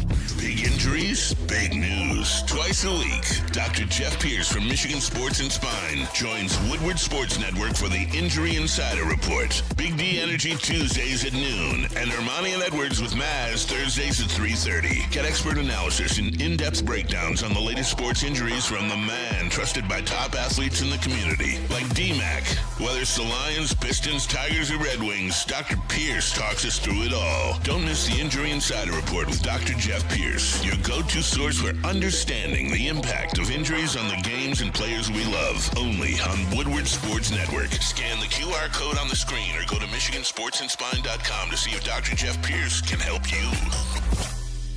This holiday season, recharge with the Planet Fitness Black Card for just $1 down and $24.99 a month. So instead of fighting a stranger over a T-Rex, bring a friend for free and work out on the TRX. Instead of freezing in line for a deal, relax with some hydro massage feels. Instead of in-laws in your face. Did you hear the owl? Get some space at any of our 2,600 locations with the PF Black Card. Just $1 down, $24.99 a month. Deal ends Friday, December 6th. A network for the city, by the city. Woodward Sports is Detroit Sports. Any Lady Jane's haircuts for men today. Open 7 days a week. Sit back, relax, and enjoy precision haircut, scalp massage, hot leather neck shave, and hot towel treatment from one of our talented stylists. Step up your game this season and take advantage of our $20 haircut special. Scan the QR code and get your coupon today. Lady Jane's Haircuts for Men, the ultimate haircut experience. Open 7 days a week. Walk-ins always welcome. Lady Jane's Haircuts for Men. It's wicked awesome. Love Woodward Sports? Love wearing clothes? Then you should be wearing Woodward Sports clothes. Check out our full line of merch at woodwardsports.com. Just click on Shop. We have all your favorite designs, like Dan Campbell kneecaps, Woodward Golf, and of course, our own logoed out merchandise. Men, women, infants, kids all love Woodward Sports. Impress your friends. Impress your boss. Impress your dog. Buy Woodward Sports merch today. A ton of fun, a ton of sports, and a ton of man-meat. Welcome to the Woodward Heavyweights, live daily 5 to 7 p.m. on Woodward Sports. Oh yeah, everybody, the official sports book of Woodward Sports is Caesars Sportsbook. And if you don't have an account with them, you can scan that QR code up there above my head. And when you scan that QR code and get yourself a new account, you can use the code word right there, Woodward1000. So if you deposit at least $20 up to $1,000 and your first bet loses, you'll get your first bet back as a bonus bet up to $1,000. Again, Caesars Sportsbook, the official sportsbook of Woodward Sports. Use the QR code and get yourself a brand new account, and then you can take your winnings to shop.woodwardsports.com and get yourself some of the latest Detroit sports merch. Got the Lions, Tigers, Red Wings, Pistons. Also, don't forget the Black Friday sale going on. Use the code word WSN10 at checkout. Head to shop.woodwardsports.com right now and get yourself some latest Detroit sports merch. Hey, welcome back to Woodward Sports Network on a Monday. Ryan Ermanni, Braylon Edwards, Tom Mazaway, KG, Pete Spivak here as well. Before we go around to the NFL, a couple of more Lions news and notes, Tom Mazaway. All right, fellas. Hey, I like these signings. Maybe if it was, 5-6 years ago, we're really excited. But Jamal Adams, Lions signed him, former All-Pro safety, might play a little linebacker for us, and Quan Alexander, former linebacker, former All-Pro linebacker. A couple guys that were looking for spots, looking for playoff teams. The Lions went right away. I think they finished their Thanksgiving Day dinner, and they signed these guys. Bray, what do you got on these guys? Like you said, you're talking about two former Pro Bowlers. If this were a couple years earlier, obviously it would be much bigger. But at this point in time, you need bodies. You need guys that know how to play the game. You need guys that played it at an elite level. Jamal Adams is always going to be one of those kind of Penny Hardaway what-if situations. Like, you look at him when he was with the Jets, man, he was going on a path. Then in Seattle, he gets there and he gets hurt. He got hurt in Seattle, in New York. Yeah. Playing, it was wild. But just them as players, they're guys that understand what it takes, so excited to see what it can be. But I'm not going to put too much on it. This isn't going to be a situation where you try to find, last year with Bruce Irvin, you're like, man, Bruce Irvin, I remember he was in Seattle, and maybe he could. I don't know what these guys can be. At the end of the day, I just hope it works out. No doubt about Absolutely. it. And we'll see. Look, I mean, that's what you've created here in Detroit, though, is a spot that people want to come to if you've got anything left in the tank. And we don't know if these guys weren't signed by other teams or if they were just holding out for the right situation. And that's what Sue did. That's what Dominic Sue did with Tampa. So we'll see. Hey, Dan Campbell, where are these guys going to play, Coach? This will be good, getting Jamal here. You know, we'll see if there's a place for him. It just gives us options. You know, it gives us options. Quan, you know, we get him. We got Miles Adams, Jonah Williams. It gives us options now, which is great. And we're going to play the best players. You know, whoever can help us is going. Linebacker or safety, or how do you envision? Yeah, it could be D end. I mean, maybe we'll put him at D end. Yeah. So it's going to be important. How closely have you been following what's been going on here? Oh, I ain't been following it that much, but I've been seeing them play, you know, like on Sundays and stuff, and I've been watching them. And I love how they play. They play fast, but mean, you know what I'm saying? So that's like me, so I'm happy to be here. AG's being talked about potentially as a future NFL head coach. From what you know about him, what makes him relate to players and what makes him a candidate that's like now a hot rising NFL coach name? Oh, man, he's just a hell of a coach, legendary coach. And, like I said, everybody hold people accountable. He just makes sure everybody in the right spot at the right time, calling the right plays, and I'm ready to go to war for him. How's the narrative change around Detroit, though? A lot of people wouldn't be excited to come here. It's cold right now. Mm-hmm. You know, just to see the team win and just from the years you've been in the league, how has the narrative on Detroit changed? It's cold. I just left from Denver, so it's about the same, you know what I'm saying? So it's coming up here, just the narrative changes, man. They've been winning, you know what I'm saying? I've been saying a lot, you know, everybody been happy here, especially with the new coaching staff and stuff like that, so I'm happy to be a part of it. Lions new linebacker Quan Alexander, and we appreciate that came from Corey Woods. Get that man a jersey right now. The cool thing about coming to Detroit is, yeah, it's cold in Detroit, but it ain't cold inside Ford Field. So that's not a selling point that you have to like deter people. Like, they're not playing outside like Buffalo and that storm you saw last night. You won't have that at Ford Field. Get that man a jersey. Look, people want to play for situations to have a chance to win it all. And then you look at the locker room. Then you look at Dan Campbell. He say he hasn't followed with a close eye. That's a lie. Everybody has followed this team with a close eye, especially a guy that wants to play for a team that has a chance to win. Now, I think he'll have a better shot right away than Jamal, but I think Jamal blitz him a lot. Like, this is a guy that's one of the best blitzing safeties of the last 10, 15 years or so. Also, he knows how to fill the gap as maybe a will linebacker a little bit. So there's some room for him to have some space on there. It's just about what's left in the tank, and it's about what type of conditioning and how good a shape you're in. But Quan Alexander, I'm actually excited. Like, I think there may be a lot more in that tank, but we'll never see. We'll never know. Remains to be seen.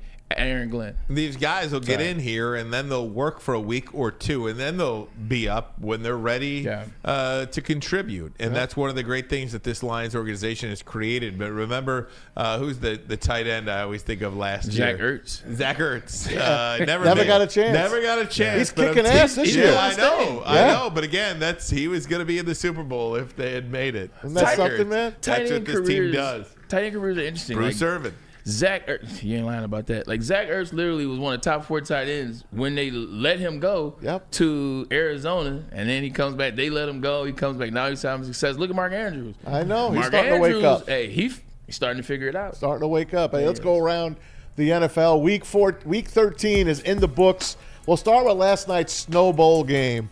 I don't know if you got a chance to watch this game. The only reason I wanted to put this game on was to see a game in the snow. And, boy, did Buffalo have fun. And they had their way with the 49ers, 35-10. It could have been a lot worse than that. They took out Josh Allen in the fourth quarter.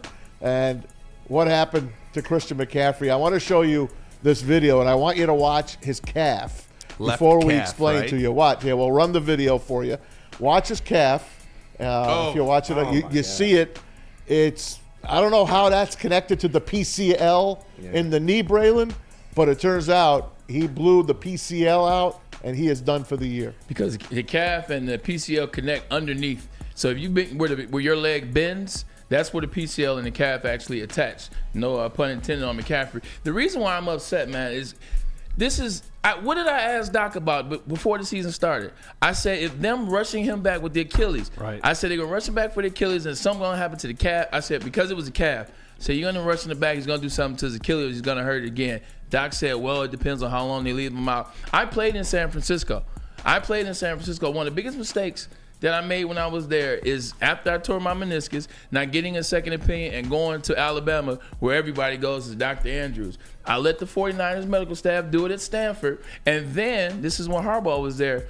So from the player standpoint, when a doctor tells your coach that you should be better in 4 weeks, then the coach's mind says you should be better in 4 weeks. It doesn't matter what the player says. Now, what do?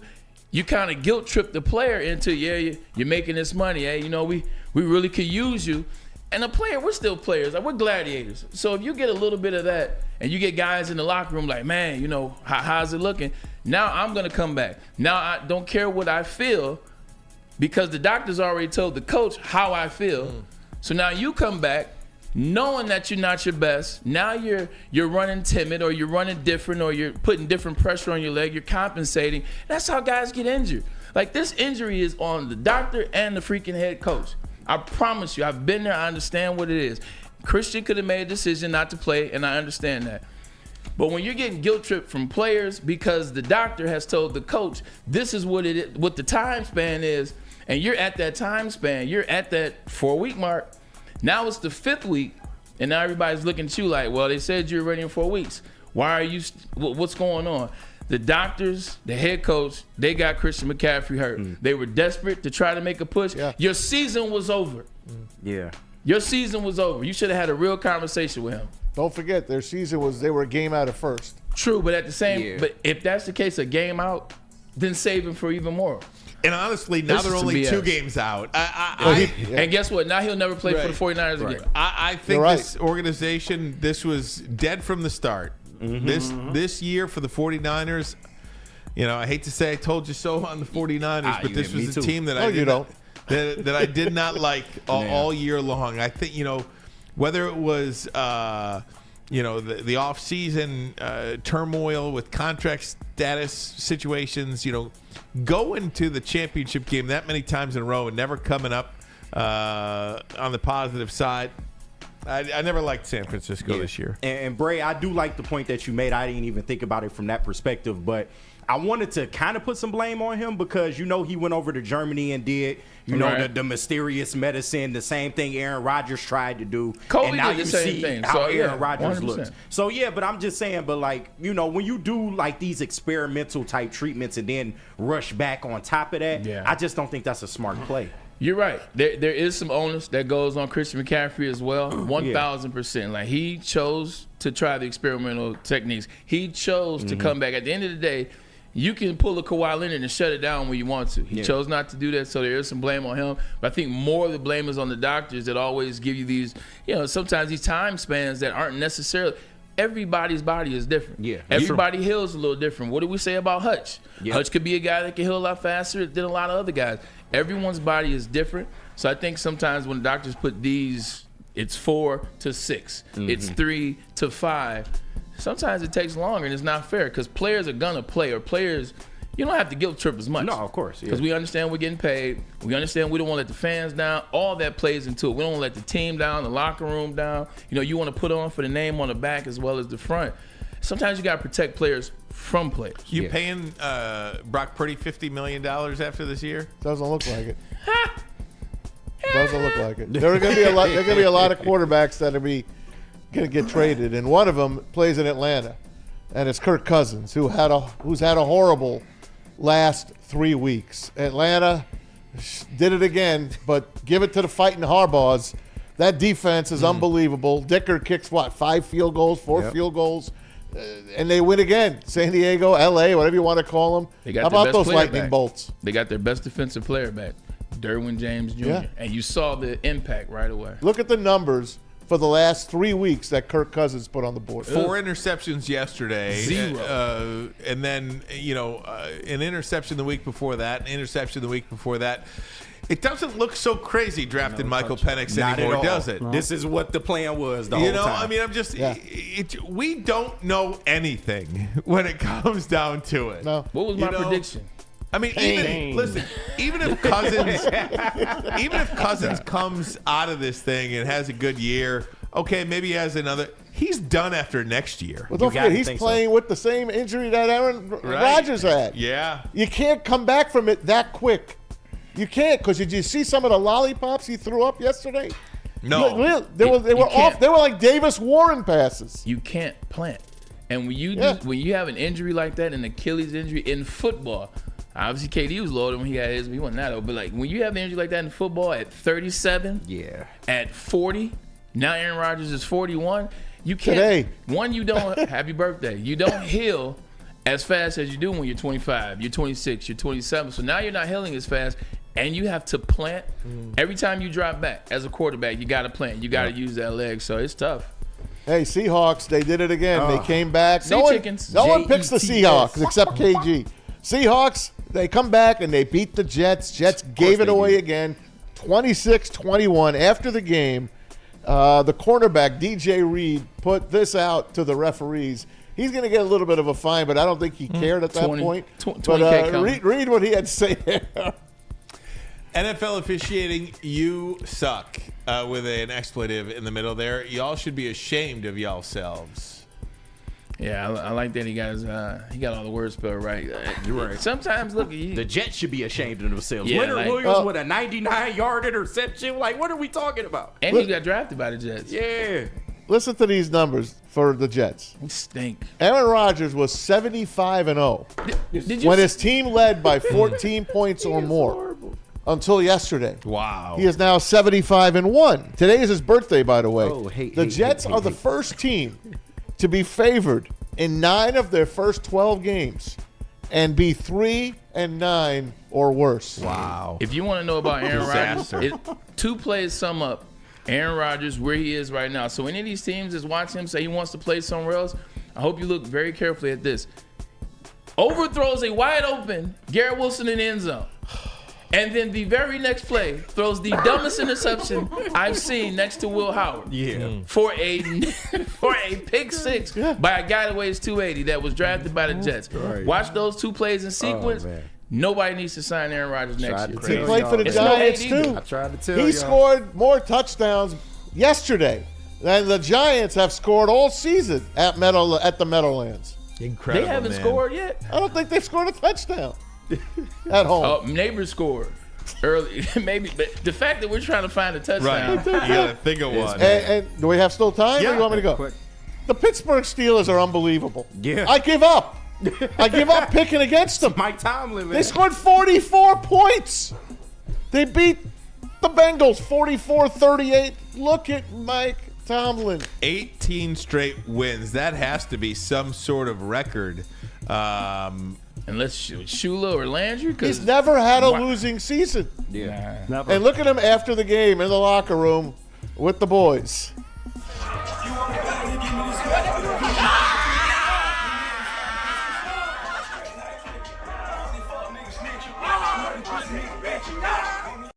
The Bengals, by the way, Bungles. Their offense is unbelievable. Their 4th loss this year when scoring 30 or more points. Yeah. Chase Brown, Jamar Chase, and T. Higgins and Burrow are unbelievable. Yes. And Meanwhile, then there's the their rest of the defense. team. How about Aaron Glenn for head coach there? You know, you just let Joe Burrow in the offense just kind of. That's not a bad spot. Ben Johnson. Yeah. Well, I mean, you got your offense taken care of. Go fix that defense. That's you know true. what I'm saying? If I'm Ben Johnson, I'll take Joe Burrow. Yeah, that's a fact. That If is I'm a Ben fact. Johnson, I'll take Joe Burrow. Did you guys happen to watch, and I know you all did, the finish, well, part of the game? The Houston Texans beat the Jags 23-20. Wasn't even that close. But second quarter, Trevor Lawrence sliding down. Azeez Al-Shire comes in hard, helmet first, but hits him with this brace he had on his arm and knocked him out.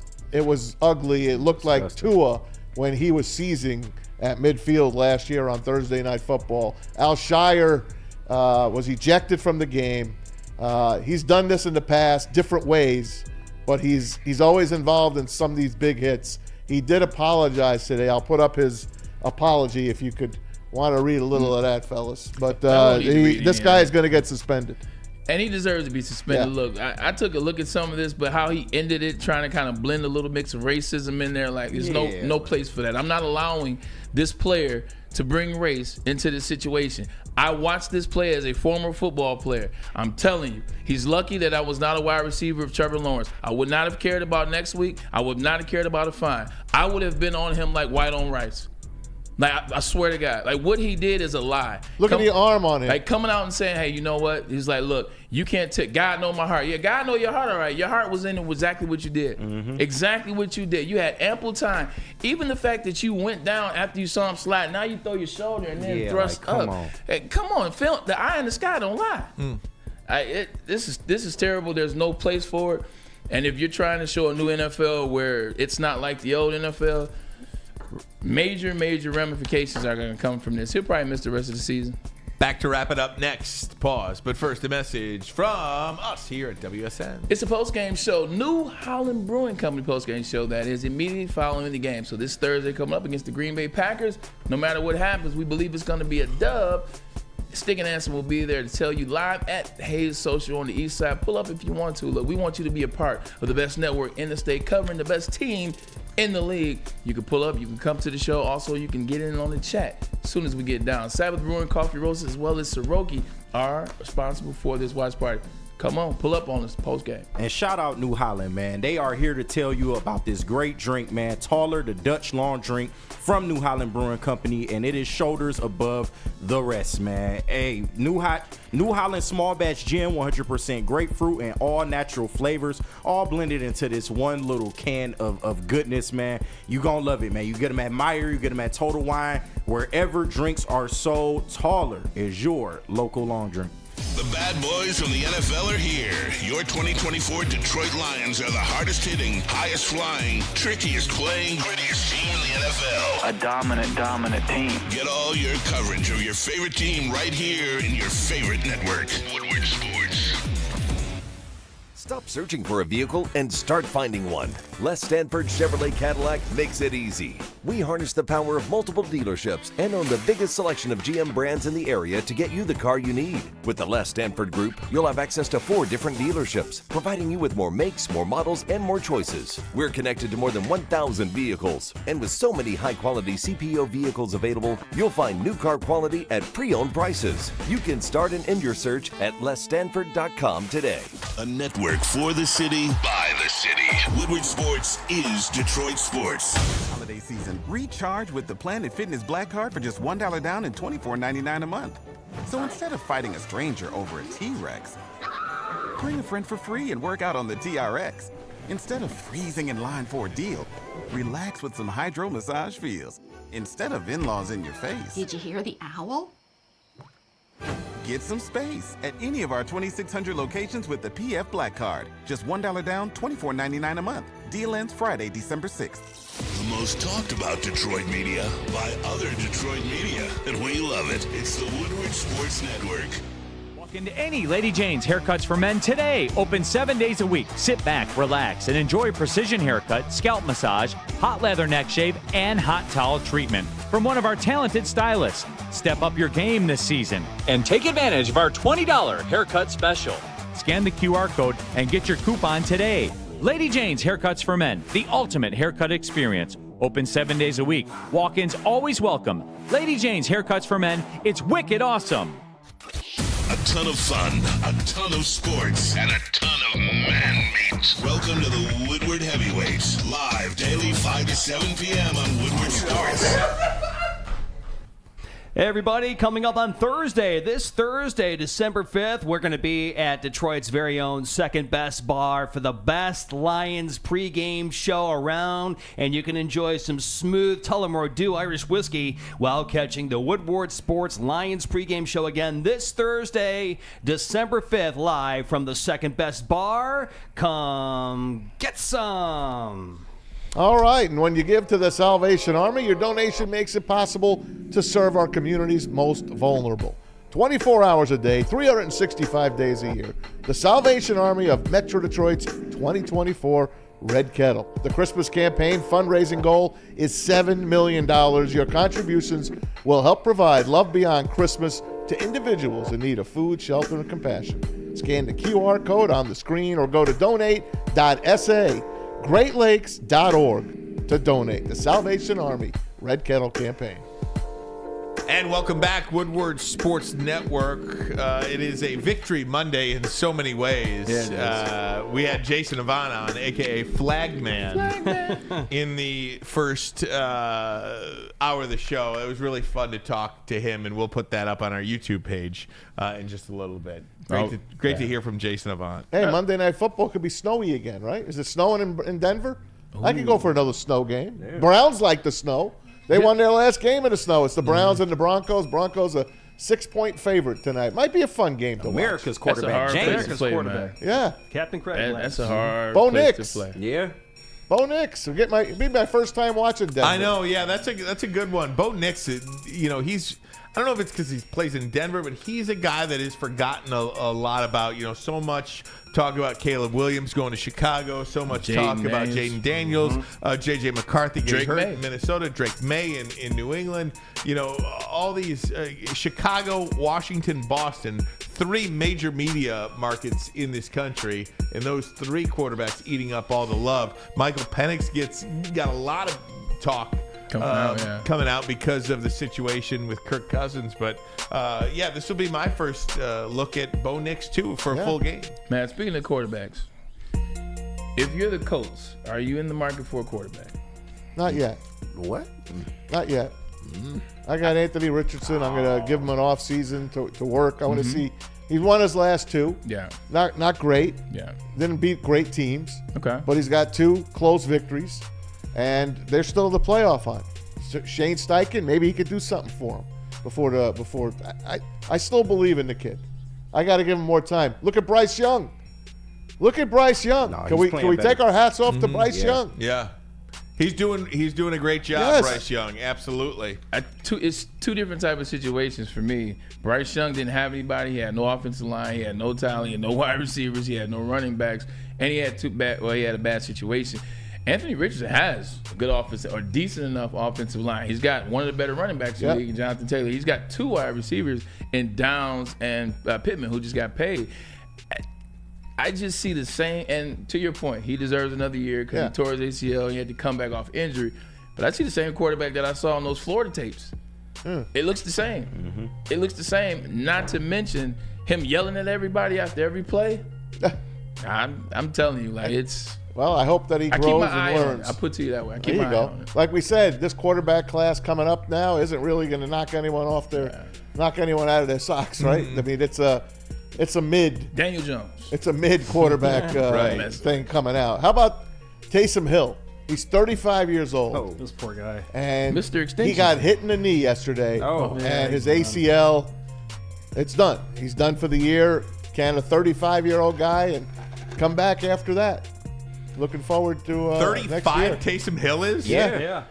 And the way they use him, I don't know if he's coming back from that. Dang. Yeah. And that's no idea. Is it just me or is this a more physical NFL year than we've gotten accustomed to? It's a brutal year. It started kind of being a league in which people started saying flag football league, all the refs, all the penalties, all the protection. This year has been physical as hell, and I feel like the Lions are the catalyst. Yeah, torn ACL. Torn ACL, man. Sucks.